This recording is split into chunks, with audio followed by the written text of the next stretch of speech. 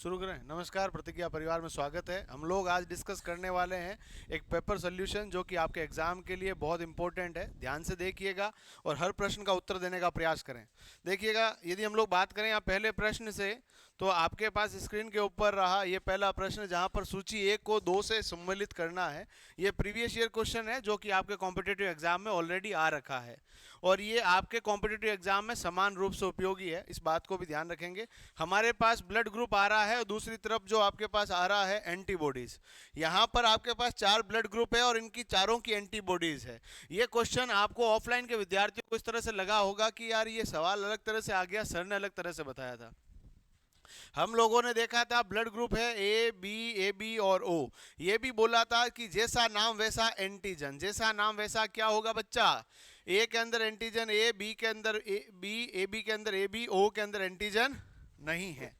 और इसी का उल्टा क्या होता है, एंटीबॉडी। क्या होता है बेटा, एंटीबॉडी। और एंटीबॉडी की बात की जाए तो आपके पास ए के अंदर स्मॉल बी, बी के अंदर स्मॉल ए बी के अंदर कुछ नहीं के अंदर ए बी। ये हमने डिस्कस किया था, पर एग्जामिनर ने आपको अलग तरह से पूछ लिया। तो यहां पर आपको याद रख लेना, जब एंटीजन ए है तो इसका एंटीबॉडी होगा एंटी ए। क्या होगा, एंटी ए। इसका एंटीबॉडी होगा एंटी बी और इसका जो है आपके पास क्या होगा, कुछ नहीं, और कुछ नहीं का क्या होगा, एंटी ए बी।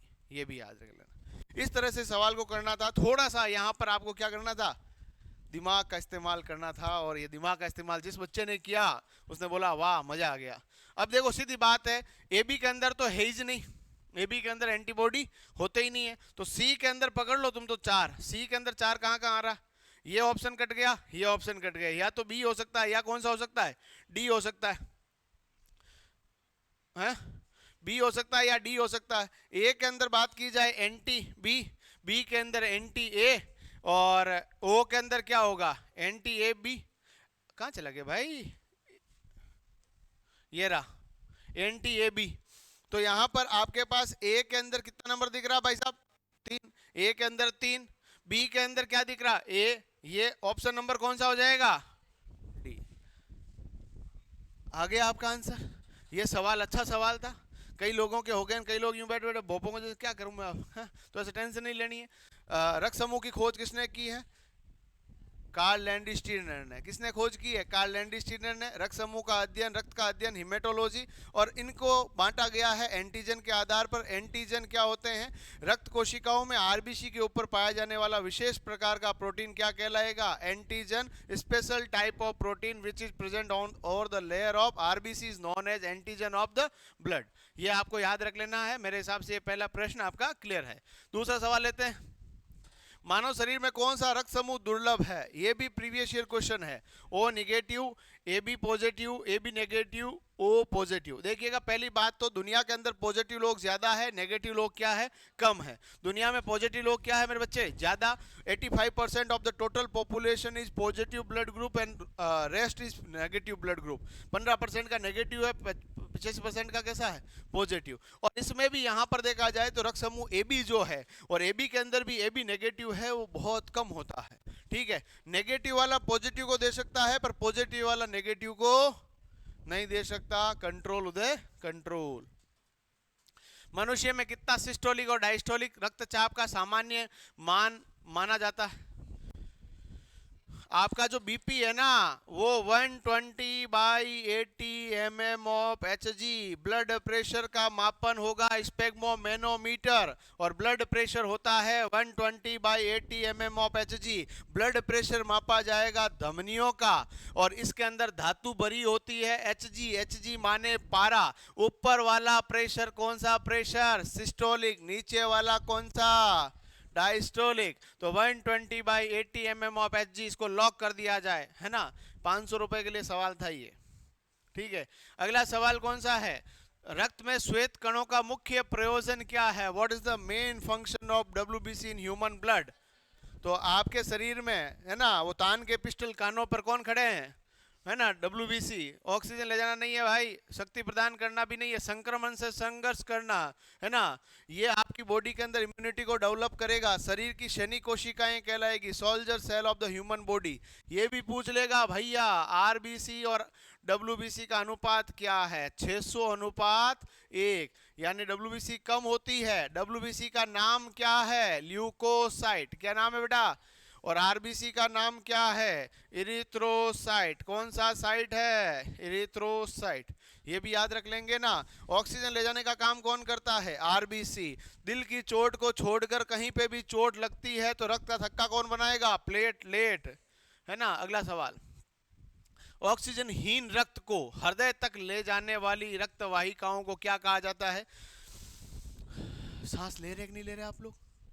हमारे द्वारा सांस लेने के बाद ऑक्सीजन को हमारी ब्लड में मिक्स किया जाएगा फेफड़ों के द्वारा, और हमारी पूरी बॉडी में धमनियां ऑक्सीजन लेके जाएगी, बोलेगी ऑक्सीजन ले लो, ऑक्सीजन ले लो।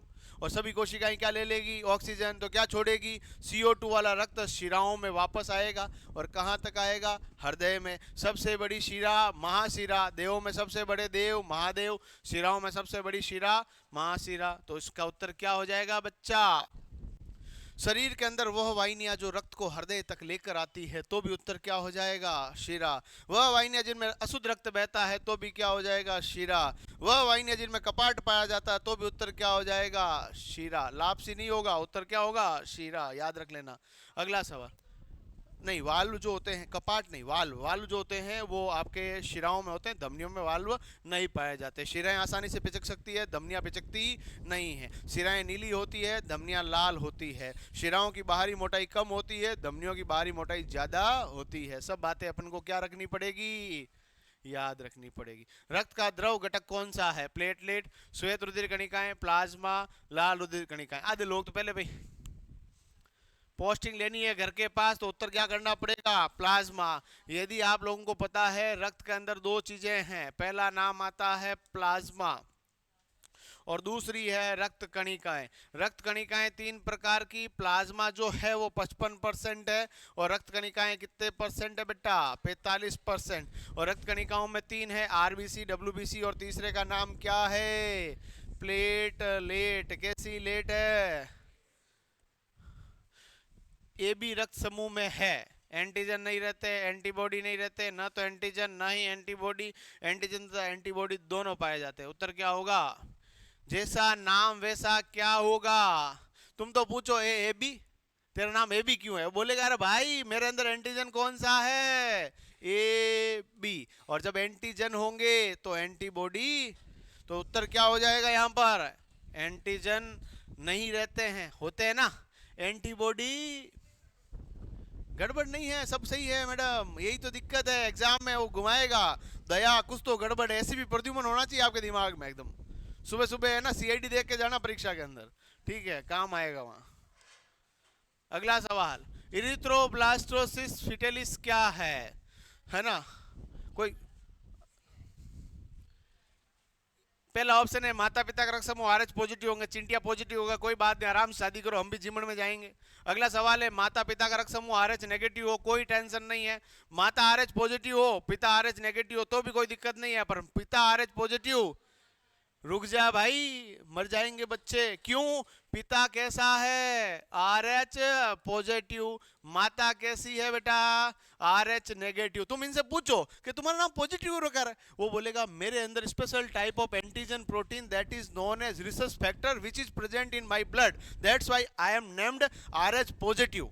मैं वापस बोल देता हूं हिंदी में कि इससे पूछो आप कि तेरा नाम RH पॉजिटिव क्यों है, ये बोलेगा मेरे रक्त समूह के अंदर विशेष प्रकार का रिसर्च कारक RH प्रेजेंट था, इसीलिए मेरा नाम रख दिया पॉजिटिव। पर मेरे इंस्टाग्राम के फ्रेंड के अंदर RH कारक नहीं था, इसीलिए उसका नाम क्या हो गया।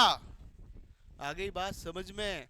और इन दोनों की क्या हो गई, नौकरियां लग गई, और बोला इन पैसों को खर्च करने के लिए विवाहित जीवन चाहिए, और इन दोनों ने क्या कर ली, शादी। शादी के बाद लगा इन जीवन के अंदर इतने सारे पैसे, इन पैसों का आखिर क्या करें, तो कहा एक पृथ्वीराज चौहान होना चाहिए जो इसको खर्च कर पाए।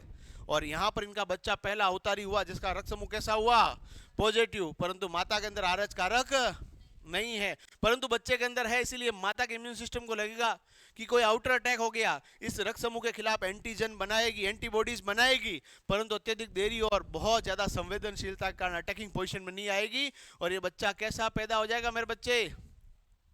परंतु कुछ वर्षों बाद इनको लगा फैमिली इज इनकम्प्लीट नाउ, एक बच्चा और दूसरा बच्चा भी पॉजिटिव, तो इस समय पहले बच्चे के समय बनी हुई एंटीबॉडीज के ऊपर अटैक कर डालेगी और बच्चा गर्भ में ही मृत्यु प्राप्त कर लेगा। और इसी को हम लोग कहते हैं गर्भ रक्ताणु कोरकता, या इंग्लिश में बोलते हैं इरिथ्रोब्लास्टोसिस। आगे क्या लगता है बेटा? फिटेलिस। याद रख लोगे। इसीलिए ये सवाल आरएच में भी पूछा गया कि आरएच पॉजिटिव पुरुष और आरएच नेगेटिव महिला शादी नहीं कर सकते क्योंकि उनकी दूसरी संतान की उत्पत्ति के समय में इस तरह की कॉम्प्लिकेशन आ सकती है। परंतु आजकल टेंशन नहीं लेनी, तुम्हारे चिंता में आ जाओ, कोई टेंशन नहीं लेनी है। यहाँ पर एक इंजेक्शन लगाना है महिला के एंटी डी, और टावर पैदा होने के बाद पॉजिटिव हो गया तो एक इंजेक्शन और लगेगा, किसके? महिला के। कोई टेंशन नहीं लेनी है, चिंता नहीं करनी, इंजेक्शन फ्री में सरकार के द्वारा, टेंशन नहीं लेनी। ठीक है, चले अगले सवाल पर। अगला सवाल है रक्त समूह में जीन IB I0 का उपस्थित होना किस रक्त समूह को दर्शाता है? मैंने लिखा था रक्त समूह ए है IA I0, बी को क्या लिखेंगे बेटा? IB I0, या इसको क्या लिख सकते हैं? IB। अरे पुरानी बातें हैं, याद करो, याद आएगी। IA याद रख लोगे ना? तो इस तरह से हम लोगों ने डिस्कस किया था। और रक्त समूह AB की बात करें, IA IB, और O का रक्त समूह का क्या लिखेंगे? I0 मैं लिख देता हूँ और तुम लोग बोलोगे क्या सर अकेले पढ़ रहे हो, अकेले समझ रहे हो आप लोग, है ना? AB का क्या लिखेंगे? IB IA IB, और O को क्या लिखेंगे? I0। ये किसका क्या उत्तर होगा भाई साहब? IB0। ले कौन सा उत्तर हो जाएगा? बी। हो जाएगा कि नहीं हो जाएगा? चलो अगले सवाल पे लेते हैं अपन। रक्त में पाए जाने वाले पदार्थ फाइब्रिनोजन, एल्ब्यूमिन, ग्लोबुलिन, प्रोथ्रोम्बिन क्या होते हैं? प्रोटीन होते हैं जो दिल की चोट को छोड़कर कहीं पे भी चोट लगेगी तो खून के स्त्रावन को रोकेंगे। और खून के स्त्रावन का रोकना क्या कहलाता है मेरे दोस्त?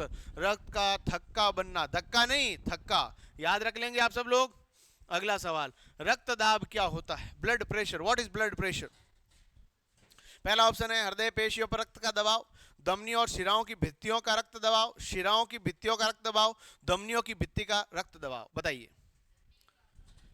यह सवाल राजस्थान की पटवारी भर्ती परीक्षा के अंदर भी आया हुआ है, मैं आपको बता दूं। सीधा यहां पर वो लगाते ना स्पेग्मो मैनोमीटर, और फुसफुस हवा भरते नहीं भरते, वो धमनियों का ब्लड प्रेशर माप रहा, शिराओं का नहीं माप रहा। उत्तर क्या हो जाएगा? धमनियों का। और रक्तचाप का मापन किससे करेंगे भाई साहब? तो याद रख लेना, रक्तचाप का मापन स्फेग्मो मैनोमीटर। कौन सा मीटर है बेटा? स्फेग्मो मैनोमीटर। याद रख लेंगे। चले हम आगे, कोई दिक्कत है? अगले सवाल की तरफ चलते हैं। मानव के हृदय में द्विवल्नी कपाट कहां पर होते हैं? है ना, 2 चेंबर कहां पर होंगे? 3 चेंबर कहां पर है? वाल्व, 3 वाल्व और 2 वाल्व। देखिएगा, ये आपका क्या है? दिल। और दिल के अंदर देखेंगे तो यहां पर भी कपाट होते हैं और यहां पर भी कपाट होते हैं। यहां पर होते हैं 2 कपाट, यहां पर होते हैं 3 कपाट। भाई मेरे बन जा तू 3 कपाट। इधर कितने वाल्व है? ऐसा है क्या? ये गलत बनाया मैंने चिंटू, ये क्या हो गया? गलत हो गया। क्यों? क्योंकि ये देखो मैंने आपको बताया था। क्या बताया था? कि सर हमें कौन सा याद रहता, आपने क्या बताया जो बता दिया। तो इधर कितने वाल होते हैं और इधर कितने वाल होते हैं? 2। इधर प्रेशर ज्यादा होगा, इधर प्रेशर कम होगा। यहाँ पर कौन सा है? दायां, और ये कौन सा है? बायां। ये दायां आलिंद दायां निलय, बायां आलिंद बायां निलय। इधर 3 वाल्व है, इधर कितने वाल्व है? 2 वाल्व है। टोटल 5 वाल्व हो गए। इनको बोलते हैं त्रिवल्नी कपाट, इनको बोलते हैं द्विवल्नी कपाट, इनको बोलते हैं मिट्रल वाल्व। कई बार ये हार्ट अटैक वगैरह सुना होगा ना, ये वाल्व भी खराब हो जाते हैं, ध्यान रख लेना। द्विवल्नी कपाट कहाँ होगा? बाएं आलिंद और बाएं निलय के अंदर होगा। बाएं आलिंद बाएं निलय कहीं दिख रहा है आपको? कहीं ऑप्शन ही नहीं। ओहो, ये बोनस दे देना भाई, 12 नंबर सवाल। ठीक है, बाएं आलिंद व बाएं निलय के मध्य होगा। इसके थोड़े ऑप्शन गड़बड़ा गए। चलिए अगला सवाल लेते हैं। ठीक है, हाँ ठीक है, अगला सवाल। कौन सा रक्त समूह सर्वग्राही है? ठीक है, सर्वग्राही कौन सा होगा? सबसे बड़ा विजय माल्या का भाई कौन सा होगा? A B positive. कौन सा रक्त समूह होगा? A B positive. कौन सा होगा भाई साहब? A B positive. अगला सवाल, निम्न में से किसके निर्माण में लोहा एक आवश्यक तत्व है ना? लोहा किस में होता है मेरे भाई? तो आपके हीमोग्लोबिन जो होता है ना, हीमोग्लोबिन, एचबी, एचबी का मतलब हनुमान बेनीवाल नहीं है, हीमोग्लोबिन है। और हीमोग्लोबिन जो है प्रमुख घटक है किसका? हीमोग्लोबिन के अंदर आपके पास आयरन मुख्य घटक होता है। कौन सा घटक होता है? आयरन। आयरन को क्या लिखते हैं? Fe। परमाणु क्रमांक कितना? 26। और इसका एटॉमिक नंबर कितना? 26। और इसका जो है प्रतीक चिन्ह क्या है? Fe। और इसका लेटिन नाम है फेरस या फेरम, ये भी याद रख लेना। कौन से ब्लॉक का एलिमेंट है? डी ब्लॉक का एलिमेंट है, ये भी याद रखना आपको। ठीक है, तो यहां तक का मामला क्लियर है? मुझे लग रहा है थोड़ा तेज चल रहा है मामला। कुक का आरनेत काउंट का उपयोग किसकी गणना के लिए किया जाता है? न्यूट्रोफिल, एरिथ्रोसाइट, लिम्फोसाइट और प्लेटलेट। ये आरएसएसबी के द्वारा एक एग्जाम हुआ था, एग्जाम का नाम याद नहीं है, उसमें पूछा हुआ सवाल है। कुक का आरनेत काउंट जो है वो न्यूट्रोफिल्स के लिए काम में लिया जाता है। किसके लिए काम लिया जाता है? हाँ, कई सवाल ऐसे हम लोग एग्जाम्स के अंदर देते हैं जो हम लोग क्लास में जानबूझ के नहीं पढ़ाते हैं। इसका मुख्य कारण क्या है? ताकि आपको भी लगे कि है मानव, थोड़ा बहुत घर जाके भी पढ़ना है ना? तो ये थोड़ा ध्यान रखना है। और सीबीसी आप लोगों ने सुना होगा ब्लड की जांच के बारे में, कंप्लीट ब्लड काउंट। कौन सा है?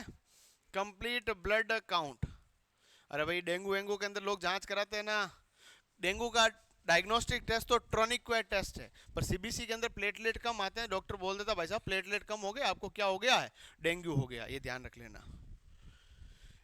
एंटीथ्रोम्बिन थर्ड प्रोटीन सी का कार्य रुधिर थक्का जमने की प्रक्रिया में किससे सुमेलित है? देखिएगा, ये आपके शरीर के अंदर रक्त का थक्का बनाने से प्रिवेंशन करता है, रोकता है। और इसके अंदर ऑप्शन है प्लाज्मिन, हिपेरिन, विटामिन के, कैल्शियम। तो ध्यान रख लेना, हिपेरिन के अंदर ये हेल्प करता है। हिपेरिन आपके शरीर में रक्त का जमा थक्का बनाने से रोकने वाला प्रतिस्कंदक कारक है, एंटीकोगुलेंट एजेंट है जिसका नाम है हिपेरिन, जो आपके शरीर में कभी भी खून को जमने नहीं देगा। और जैसे ही चोट लगेगी आपका खून जमेगा कि नहीं जमेगा? वहां पर नहीं जमेगा तो नदियां बह जाएगी नहीं बह जाएगी? और रक्त का थक्का बनाने के लिए वहां पर आपके पास प्रोथ्रोम्बिन, फाइब्रिनोजन, विटामिन के, कैल्शियम आयन सहायक है। ये भी आपको याद रखना है।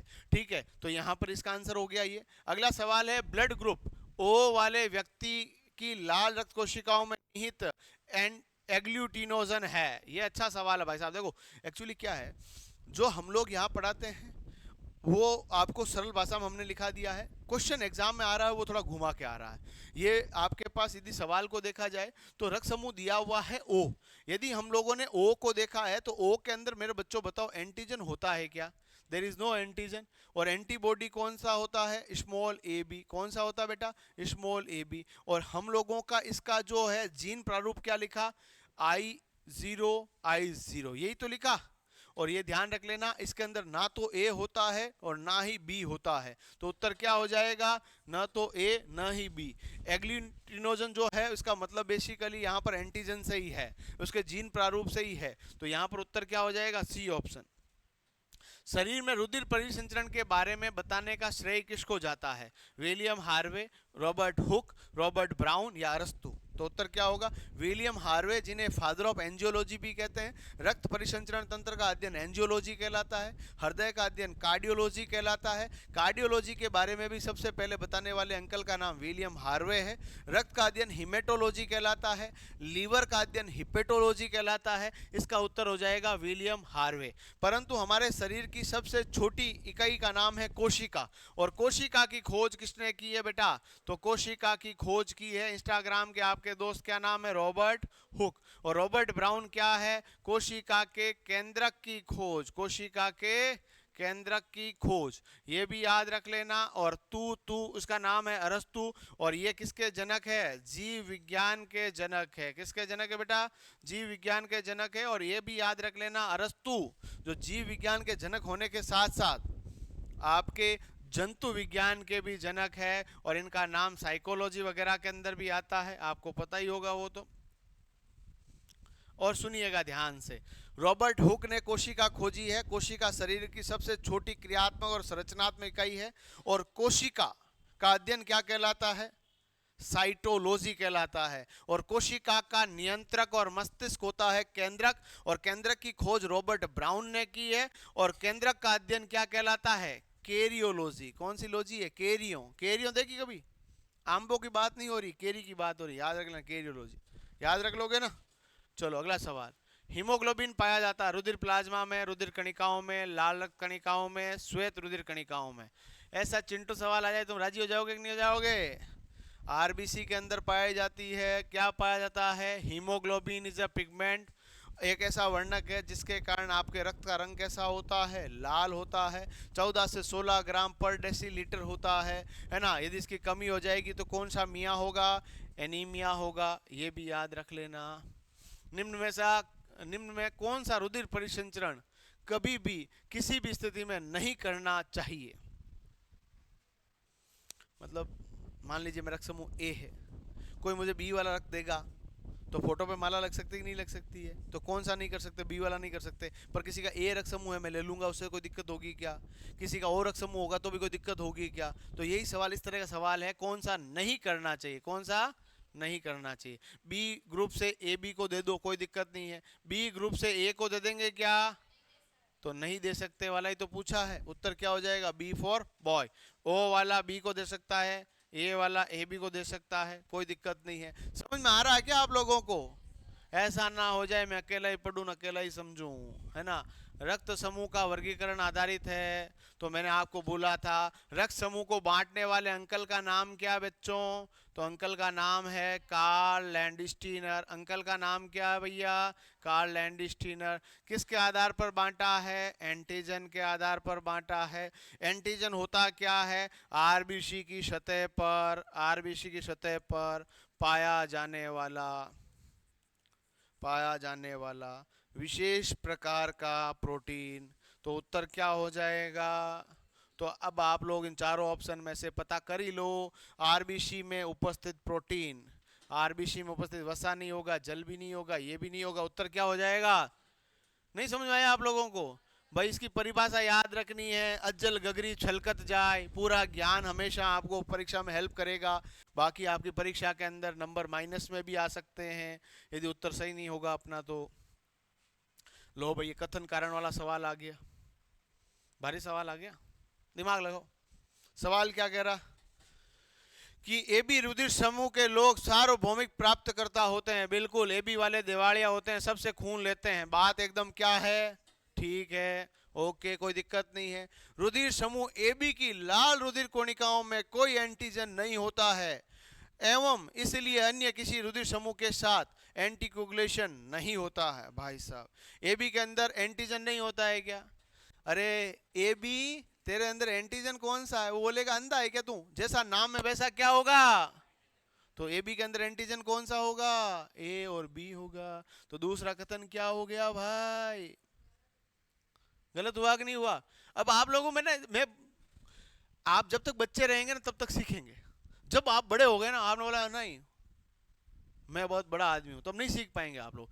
आप इससे पूछो कि तेरा नाम ए क्यों रखा? बोलेगा मेरा नाम एंटीजन ए है इसलिए ए रख दिया। इसका नाम बी क्यों रखा? इसमें एंटीजन बी है इसलिए। ए बी क्यों रखा? इसके अंदर एंटीजन ए और बी है। ओ का नाम बेसिकली क्या है? Zero blood group. पर सबका नाम इंग्लिश में रखा, तो इसने कहा मेरा नाम इंग्लिश में रखो क्योंकि मेरी आईडी इंस्टाग्राम पे इंग्लिश में बनानी है। तो इसका नाम हमने क्या रख दिया? जीरो के जैसा क्या लगता है? ओ, तो हमने ओ रख दिया। आ गई बात समझ में? तो यहां पर उत्तर क्या हो जाएगा? तो ए बी के अंदर एंटीजन ए और बी दोनों होते हैं, एंटीबॉडी नहीं होते हैं। तो दूसरा कथन गलत हो गया। तो ए सही है और आर क्या है? गलत है। आ गई बात समझ में? अभी भी नहीं आया? जैसा नाम वैसा एंटीजन। तुम धक्का दे दे के पूछो इनसे, कॉपी में धक्का दो सब दिन, तब याद होंगे, ऐसे थोड़ी याद होते हुए।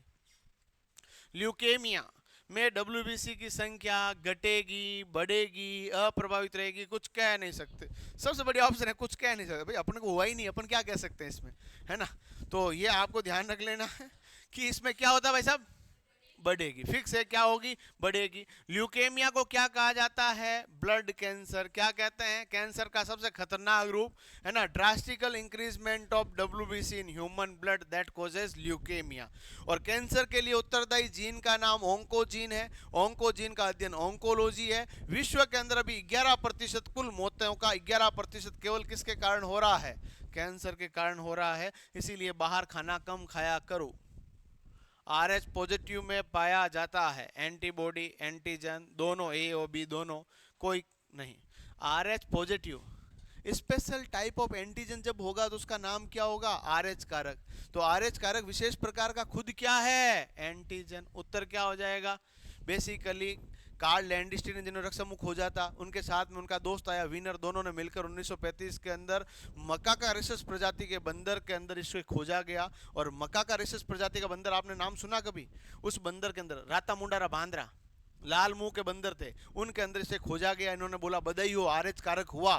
फिर उनको पता चला यार मानव के अंदर भी है, फिर बोला यार मरा दिया। तो इसने फिर पॉजिटिव नेगेटिव कंसेप्ट दिया, किसी के अंदर है किसी के अंदर नहीं है।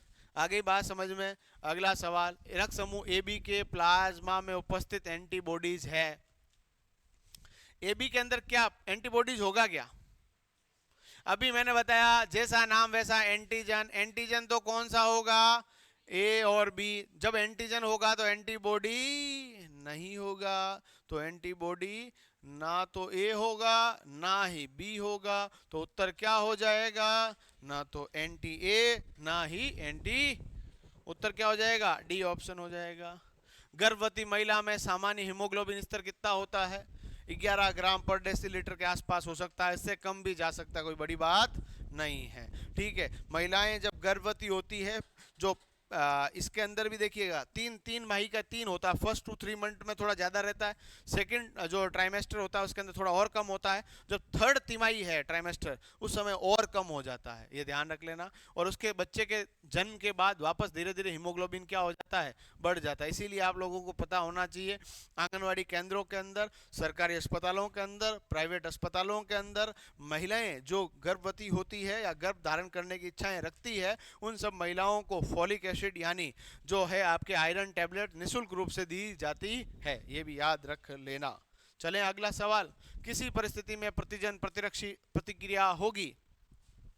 समान प्रकार के एंटीजन और एंटीबॉडी इस तरह से जुड़ते हैं जैसे कुंभ के मेले में बिछड़े हुए भाई बहन हो। तो यहाँ पर यही सवाल एग्जाम में आया है कि ये कब ऐसा हो सकता है। मान लीजिए मेरा रक्त समूह ए है और मुझे कोई बी वाला रक्त दे, तो same type of antigen reacts with same type of antibody, max coagulation, यानी कि समान प्रकार के एंटीजन समान प्रकार की एंटीबॉडी से अभिक्रिया करके रक्त का थक्का बनाएंगे। और शरीर के अंदर जब रक्त का थक्का बन जाएगा मेरे साथियों, तो हमारे शरीर से रक्त का प्रवाह बंद हो जाएगा, मल्टी ऑर्गन फेल्योर हो सकता है। तो देखिए पहला ऑप्शन क्या कह रहा है, जिसका रक्त समूह ए है उसे ओ रक्त समूह दिया जाए। ए वाले को ओ दे सकते हैं, कोई दिक्कत है नहीं। किसी व्यक्ति को जिसका रक्त समूह ओ है उसे ए वाला दिया जाएगा तो क्या हो जाएगी? दिक्कत होगी कि नहीं होगी? तो दूसरा ऑप्शन क्या हो जाएगा? यहाँ पर हो जाएगा। तीसरा भी देख लेते हैं भाई, देखने में क्या जाता है। जिसका रक्त समूह ए बी है उसे ए वाला दिया जाए। मान लीजिए मेरा रक्त समूह ए बी है, मुझे ए वाला रक्त देगा तो कोई दिक्कत होगी क्या? क्योंकि मेरा रक्त समूह तो सर्वग्राही है, कोई दिक्कत है नहीं। जिसका रक्त समूह ए बी है उसे बी वाला क्यों? कोई भी रक्त समूह दो, कोई दिक्कत। सबको देने वाला कौन है? ओ। सबसे लेने वाला कौन है? A B. याद रख लेना।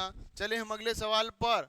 अगला सवाल है, इरिथ्रोब्लास्टोसिस फिटेलिस एक रोग है जिसमें आरएच कारक के कारण दूसरे बच्चे की क्या हो जाती है? मृत्यु हो जाती है। तो उत्तर मैंने पहले ही बता दिया बिना ऑप्शन देखे कि आरएच पॉजिटिव पुरुष और आरएच नेगेटिव महिला की शादी के पश्चात पहला बच्चा आरएच पॉजिटिव हो, तब महिला के रक्त समूह के अंदर आरएच कारक न होने के कारण महिला का रक्त समूह आरएच पॉजिटिव रक्त समूह के खिलाफ एंटीबॉडीज बनाएगा।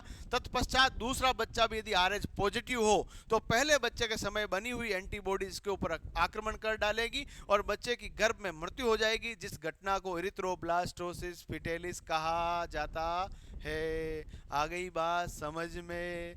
चले अगले सवाल पर, है ना। बी रुधिर रक्त समूह वाला व्यक्ति जिन रुधिर वर्गों के व्यक्तियों को रक्तदान कर सकता है? बी वाला ले भाई, बी ले ले, ए बी ले ले, दोनों को कौन देगा? बी। तो उत्तर क्या हो जाएगा? बी और ओ। ना रे, ओ बोलेगा मैं तो खुद रोए लूं, मेरे से ले लेना। ए और ए बी। तीसरा ऑप्शन क्या हो जाएगा? बी और। ठीक है, कौन सा रक्त प्रकार सार्वभौमिक दाता है? तो देने वाला दुनिया का सबसे बड़ा दानी कौन होगा? O negative. और देवालिया कौन होगा? A B positive. Vijay Mallya का भाई कौन होगा? A B positive. सामान्यतः रक्त में श्वेत रुधिर कणिकाओं की संख्या लाल रुधिर कणिकाओं की तुलना में बराबर, कम, ज्यादा? डब्ल्यूबीसी क्या होगी भाई साहब? कम, क्योंकि जहां डब्ल्यूबीसी होती है 1 वहीं आरबीसी होती है 600। मानव शरीर का सबसे कठोरतम भाग है? Which of the following is the strongest part of the human body? तो उत्तर क्या होगा? दांतों की ऊपरी कवर, और इसका नाम है कौन सा मल? सूरजमल नहीं, इनेमल, याद रख लेना। मनुष्य की लाल रक्त कणिकाओं की औसत जीवन काल होता है RS 2016, सब इंस्पेक्टर भर्ती परीक्षा 2018, इसके अलावा हजारों एग्जाम और 120 दिन। लाइफ साइकिल ऑफ आरबीसी कितना होता है? 120 दिन, याद रख लेना है। अपने घर जाते जाते बोलते जाना कि आरबीसी तेरा जीवन काल कितना है? 120 दिन।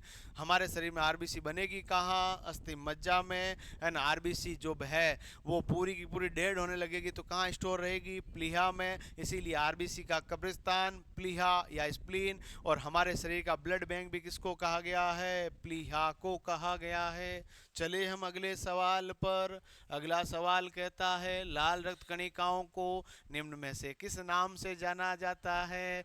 बिंबाणु, पल्स, आरबीसी, डब्ल्यूबीसी। ऐसे चिंटू सवाल है, मजा आ जाएगा नहीं आ जाएगा?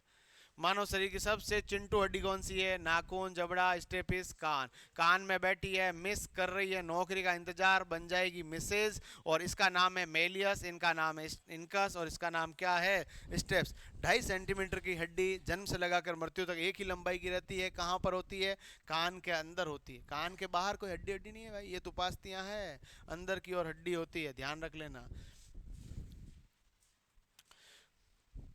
कौन सा विटामिन रक्त का थक्का बनने के लिए सहायक होकर रक्त स्त्राव रोकता है? B1, D, B2, K। हमारे शरीर में जब भी चोट लगेगी खून निकलेगा। रक्त का थक्का बनाने में सहायक कौन सा है भाई साहब? विटामिन K है। और विटामिन K का रासायनिक नाम क्या है? तो याद रख लेना, फाइलोक्विनोन। क्या नाम है? फाइलोक्विनोन। और इसी का दूसरा नाम क्या है? नेफ्थोक्विनोन। कौन सा नोन है?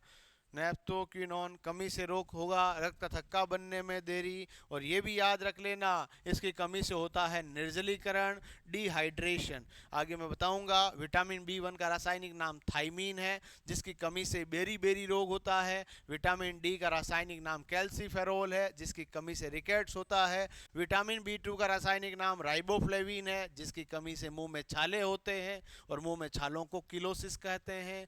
जय सिया राम। चले हम आगे। मानव शरीर में कुल कितनी हड्डियां होती है? 206 होती है। जब हम छोटे बालकन थे तब कितनी थी? 300। हड्डियों का अध्ययन क्या कहलाता? ऑस्टियोलॉजी। हड्डियां बनी हुई है ओसिन प्रोटीन से, इसके अंदर होता है कैल्शियम और फॉस्फोरस। और हड्डियों के जोड़ों का अध्ययन ऑर्थोलॉजी। मांसपेशियों का अध्ययन मायोलॉजी। मांसपेशियों में प्रोटीन, मायोसिन और एक्टिन। चले हम अगले सवाल पर। अगला सवाल है रुधिर का पीएच कितना होता है? 7.4। हल्का क्षारीय प्रकृति का है। कैसा प्रकृति है बेटा? हल्का क्षारीय प्रकृति। पीएच स्केल अम्लीयता व क्षारीयता का मापन करती है। 0 से 14 तक होती है। 7 बीच में उदासीन होता है। यदि पीएच 7 से कम है तो उसे हम लोग अम्लीय कहेंगे, 7 से ज्यादा है तो क्षारीय कहेंगे, और पीएच 7 होगा तो उसे हम लोग क्या कहेंगे बेटा? उदासीन कहेंगे। अगला सवाल, मानव शरीर की सबसे कठोर अस्थि का कहाँ स्थित होती है? बताओ। मस्तिष्क में, मुंह में, पैर में, जबड़े में। ये नीचे वाला जबड़ा है ना, चलता है ना कुत्तर मशीन के तरह। और ये जो जबड़ा है सबसे मजबूत है। यदि सनी देओल भी मुक्का लगाएगा ना तो कोने में जाके मस लेगा अपने हाथ को। ये नीचे वाला जबड़ा है, उस हड्डी का नाम क्या है? Mandible. Only movable bone which is present in human fish. तो याद रख लेना। चेहरे के अंदर हड्डियां कितनी है? चेहरा सलमान का हो, भले कैटरीना का हो, भले अपना हो, हड्डियां कितनी होती है? 6 से चेहरा, 6 से 14। और यहाँ पर ये जो पूरी 8, चेहरे में 14, एक कान में 3, दूसरे में भी 3, और खोपड़ी में हड्डियां कितनी हो गई? 29। कितनी हो गई? तो बेस शुरू हो गए भाई हमारे। चलो, मानव शरीर की सबसे बड़ी हड्डी का क्या नाम है?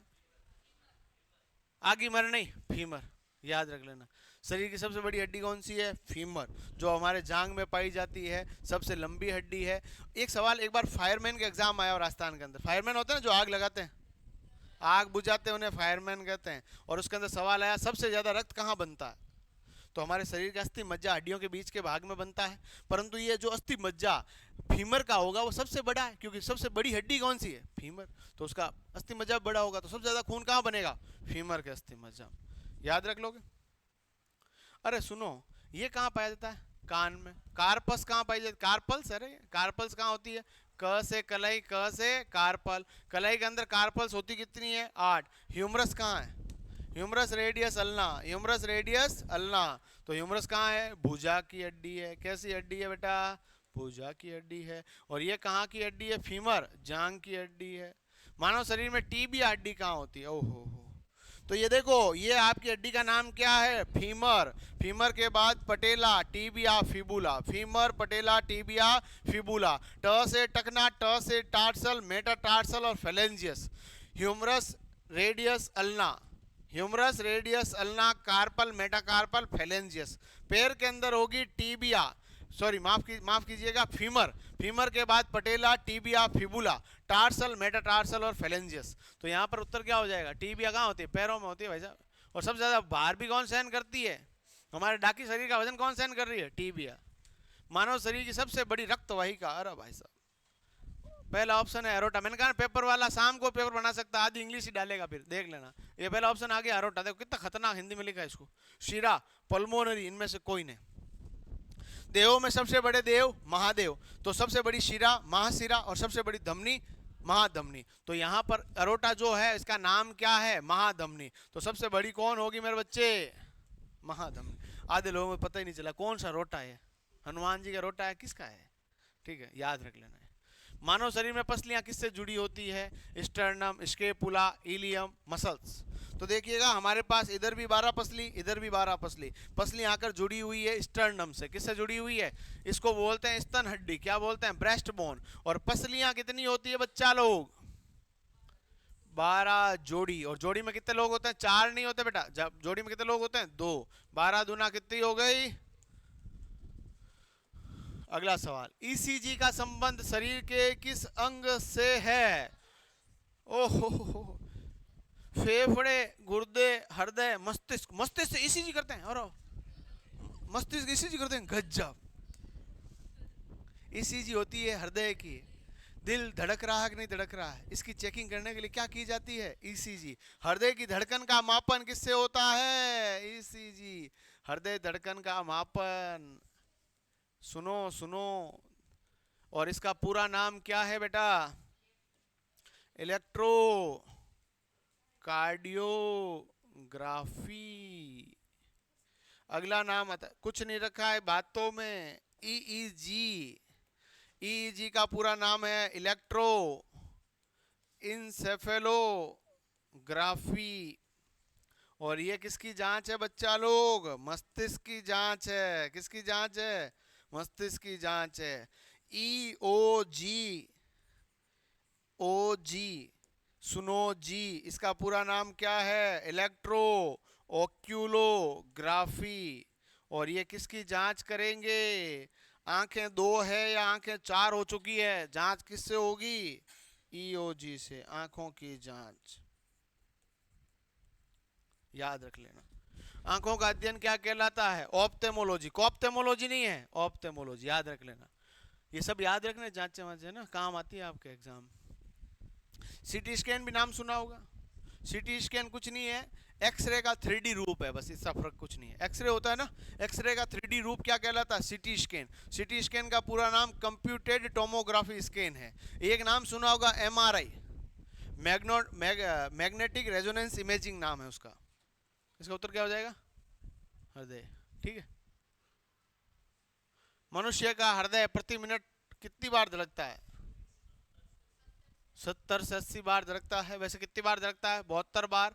और क्यों धड़कता है? किसी के लिए धड़कता नहीं है, ये केवल ब्लड की पंपिंग करने के लिए धड़कता है। कई लोग बोलते हैं किसी के लिए धड़कता है, उत्तर नहीं बता सकते हैं। तो ये पंपिंग ऑफ ब्लड करता है। 0.8 सेकंड में एक बार धड़कता है और एक धड़कन में 70 ml ब्लड को पंप करता है। कितना ब्लड पंप करेगा? 70 ml ब्लड पंप करेगा इन ईच, जो आपकी हार्ट बीट है। ऐसे करते करते 1 मिनट में कितना लीटर पंप कर देगा? 5 लीटर। याद रख लेंगे ना। चलिए अगला सवाल लेते हैं। मानव हृदय का औसत भार कितना होता है? 250 से 300 ग्राम, 150 ग्राम, 350 से 400 ग्राम, 300 350 ग्राम। 250 से 300 ठीक लगेगा रे? है ना। महिलाओं के अंदर 250, 60, 70 ग्राम का होता है, पुरुषों के अंदर भी 300, 325 ग्राम तक रहता है। तो इसका बेटर आंसर ये हो सकता है। बाकी ये भी आंसर ठीक है, ऐसा कोई दिक्कत नहीं है ना। ऐसे जनरली ऑप्शन एकदम पास पास के नहीं आते हैं, वो बाई फॉल्ट आ गया है तो थोड़ा सा ध्यान रख लेना। बाकी 250 300 ग्राम इज बेटर आंसर। बाकी ऑप्शन नहीं है 300, 350 ग्राम है, दैट इज ऑल्सो ओके, क्योंकि मैंने आपको लिखा है 275 ग्राम तक महिलाओं का होता है, 300, 325 ग्राम तक पुरुषों का हृदय का वजन होता है। पर चिंटू जब दुनिया में अवतारी होता है तो उसके हृदय का वजन ओनली 20 ग्राम रहता है। कितने ग्राम का रहता है? कंकाल के दो हिस्से, वे हिस्से जो हड्डियों की तरह सख्त नहीं होते हैं और जो मोड़े जा सकते हैं, उन्हें किस नाम से जानते हैं? उपास्थियां। ये देखो मोड़ ली, छोड़ देते हैं, पर अपने शेप में आ गई कि नहीं आ गई, तो उपास्थियां हैं। कार्टिलेजेस, कार्टिलेज का अध्ययन क्या कहलाता है? कॉन्ड्रोलॉजी। इसमें प्रोटीन कौन सा है? कॉन्ड्रीन, है ना।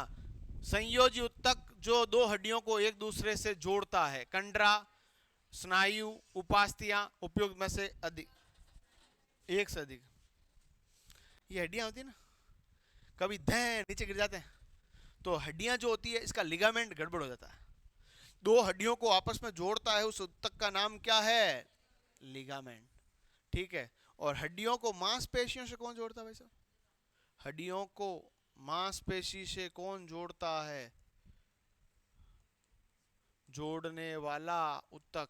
परीक्षा में आएगा, अभी पेपर आउट कर रहा हूं मैं, बता दे। और इसका उत्तर क्या होगा? कंडरा। और इसको इंग्लिश में बोलते हैं टेंडन। रवीना टंडन नहीं है, टेंडन, ध्यान रख लेना, इंपॉर्टेंट सवाल है, अच्छा सवाल है। हड्डियों को हड्डी से कौन जोड़ता है? लिगामेंट। हड्डी को मांसपेशी से कौन जोड़ता है? टेंडन, है ना। ये सवाल कई लोगों को गलत हुआ होगा, परंतु अपन को क्या है, अपनी गलतियों से सीखना है। 48 के बाद सीधा 50। भाई कहाँ चला गया एक सवाल? ओहो, एक सवाल इतना मिक्स हो गया क्या?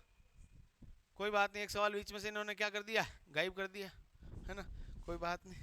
शरीर की सबसे लंबी पेशी कौन सी है? Soleus, gracilis, trapezium, sartorius. सबसे लंबी हड्डी का नाम है फीमर, और फीमर के पास ही मांसपेशी होती है, इसका नाम क्या है? सार्टोरियस। आई होप कि आपको सब बातें क्लियर हो गई होगी। एक एक सवाल ये था कि हमारा जो ये पूरा ये फेस है ना, इस फेस के अंदर एकमात्र चल हड्डी कौन सी है? मैंडिबल। कौन सी? The only movable bone which is present in human face, that is known as mandible. यही ऑप्शन था। निचला जबड़ा, देखो कहाँ होगा मैडम, कैसे होगा?